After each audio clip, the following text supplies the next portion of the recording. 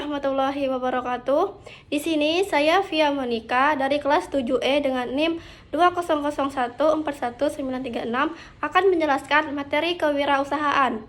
Nah, yang pertama ada teori kewirausahaan. Nah, kewirausahaan ini adalah kemampuan kreatif dan inovatif yang dijadikan dasar, kiat, dan sumber daya untuk mencari peluang menuju sukses. Inti dari kewirausahaan itu sendiri adalah kemampuan untuk menciptakan sesuatu yang baru dan berbeda melalui berpikir kreatif dan bertindak inovatif untuk menciptakan peluang. Nah, wirausaha ini adalah seorang pengusaha yang merupakan pelopor dalam bisnis, inovator, penanggung risiko yang mempunyai visi ke depan, dan memiliki keunggulan dalam prestasi di bidang usaha.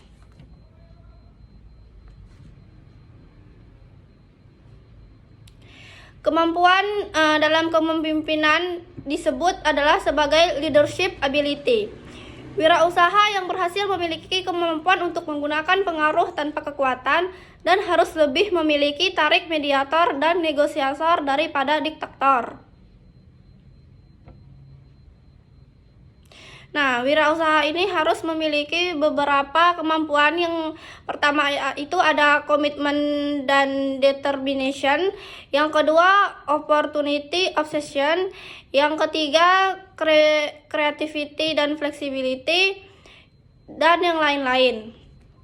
Nah, konsep dasar kewirausahaan itu ada dua. Yang pertama ada peluang dan kemampuan untuk memanfaatkan peluang. Nah, peluang itu adalah kemampuan untuk mewujudkan, sedangkan kemampuan memanfaatkan peluang adalah kemampuan yang dimiliki. Manfaatnya adalah peluang besar untuk menentukan nasib selanjutnya. Yang kedua, kesempatan untuk melakukan sebuah perubahan. Yang ketiga, mencapai potensi-potensi yang selama ini belum tercapai. Dan yang terakhir, kesempatan untuk mendapatkan keuntungan sebesar-besarnya. Lalu di sini ada tujuan dari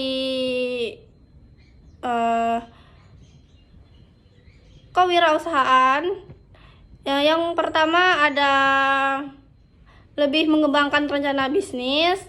Yang kedua, menciptakan dan memunculkan produk pertama. Yang ketiga, menghadiri kontribusi bisnis secara online. Yang keempat, stabilitas keuangan yang lebih baik. Yang kelima, mendelegasikan kemampuan secara efektif. Yang kelima, bekerja dengan banyak klien yang ideal. Yang keenam, banyak individu baru yang memiliki kesamaan pemikiran. Yang ketujuh, membangun identitas produk. Yang kedelapan, menerapkan strategi pemasaran sebuah produk baru agar laku di pasaran. Adanya keseimbangan dalam kerja yang sehat, menjaga dan mempertahankan pertumbuhan bisnis yang stabil, berfokus pada pertumbuhan bisnis dan kemampuan diri. Dan yang terakhir, dapat terus mempelajari berbagai alat dan metode baru dalam melakukan sebuah usaha dan bisnis. Nah, yang selanjutnya ada perencanaan. Perencanaan usaha. Nah, perencanaan usaha ini adalah suatu proses yang melibatkan berbagai langkah dan tahapan yang membantu para pelaku usaha dalam mencapai tujuan dan sasaran bisnis mereka. Yang pertama yang harus diperhatikan yaitu yang pertama, tentukan tujuan dan sasaran bisnis. Yang kedua, analisis lingkungan eksternal. Yang ketiga, analisis internal. Yang keempat, buat rencana strategis. Dan yang terakhir, buat rencana operasional. Mengenal konsep 5P dalam kewirausahaan. Nah, sebelum melakukan perencanaan usaha di pasar, beberapa kondisi juga harus diperhatikan. Nah, salah satunya yaitu adalah mengenal 5P. Apa itu 5P dalam bisnis strategi? Nah, yang pertama itu ada plan. Plan itu adalah rencana. Rencana itu sendiri yaitu menganalisis dan menentukan serta membawa kemana arah bisnis tersebut.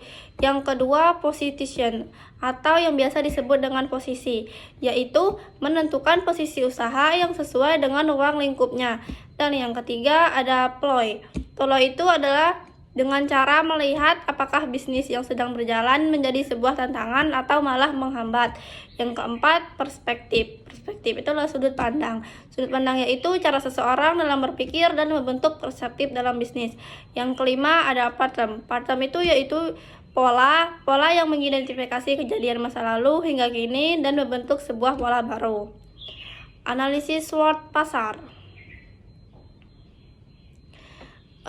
Pemasaran usaha. Selanjutnya kita beralih ke pemasaran usaha.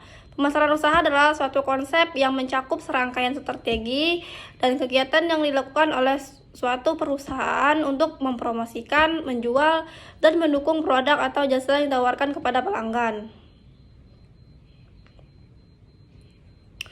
Melibatkan beberapa aspek. Yang pertama aspek penelitian pasar, yang kedua pengembangan produk, yang ketiga penetapan harga, yang keempat distribusi, dan yang terakhir promosi.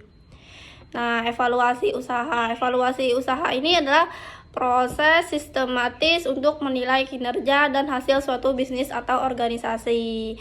Nah, tujuan dari evaluasi usaha ini yang pertama adalah untuk mengukur sejauh mana tujuan dan sasaran yang ditetapkan telah tercapai. Dan yang kedua, mengidentifikasi area keberhasilan dan kekurangan. Dan yang ketiga, memberikan dasar bagi pengembalian keputusan yang lebih baik untuk meningkatkan kinerja dan efektivitas usaha. Langkah umum dalam proses evaluasi usaha. Yang pertama, tentukan tujuan evaluasinya. Yang kedua, identifikasi kriteria evaluasi, kumpulkan data, analisis data, bandingkan dengan standar atau target, identifikasi keberhasilan dan kekurangan, dapatkan umpan balik, dan lain-lain. Lalu saya akan menjelaskan ekspansi dalam bisnis. Ekspansi dalam bisnis umumnya dilakukan saat bisnis sudah mencapai suatu titik pertumbuhan atau perkembangan dan mencapai pilihan tambahan untuk menghasilkan lebih banyak keuntungan, di mana suatu perusahaan berusaha untuk menambah ukuran maupun jumlah kepentingan tertentu. Nah, jenis ekspansi bisnis. Yang pertama ada pertumbuhan eksternal dan yang kedua ada pertumbuhan internal.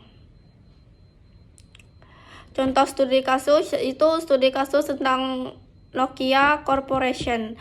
Nah, Nokia Corporation ini adalah perusahaan multinasional asal Finlandia yang terkenal dengan produk-produknya di industri telekomunikasi dan teknologi informasi. Perusahaan ini didirikan pada tahun 1865 dan awalnya bergerak di bidang kayu dan kertas sebelum beralih ke industri telekomunikasi.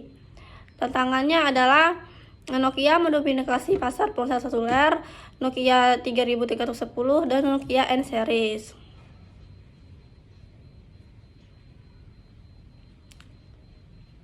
Lalu solusi Nokia mencoba mengambil beberapa langkah untuk mengatasi tantangan yang tadi, yaitu yang pertama kemitraan dengan Microsoft. Nokia melakukan kemitraan dengan Microsoft pada tahun 2011 dan mengadopsi sistem operasi Windows Phone untuk ponsel mereka. Namun upaya ini tidak memberikan dampak yang signifikan. Lalu yang kedua, mencoba inovasi produk. Nokia berusaha untuk kembali fokus pada inovasi produk dengan meluncurkan ponsel Lumia dan PureView yang memiliki kamera berkualitas tinggi. Meskipun mencapai sambutan positif, daya saing mereka masih tertinggal. Lalu hasilnya, meskipun upaya-upaya tersebut, Nokia terus menghadapi tekanan pada akhirnya menghentikan produksi ponsel pada tahun 2014. Studi kasus ini mencerminkan bagaimana sebuah perusahaan dapat menghadapi perubahan pasar yang cepat dan tantangan teknologi dengan mencoba berbagai strategi. Meskipun tidak semua strategi tersebut berhasil, perubahan fokus bisnis menjadi kunci keberhasilan setelah melewati masa sulit di pasar ponsel. Nah, baik, hanya itulah yang dapat saya sampaikan mengenai materi kewirausahaan yang telah saya jabarkan. Lebih kurangnya saya mohon maaf, kepada Allah saya mohon ampun. Wassalamualaikum warahmatullahi wabarakatuh.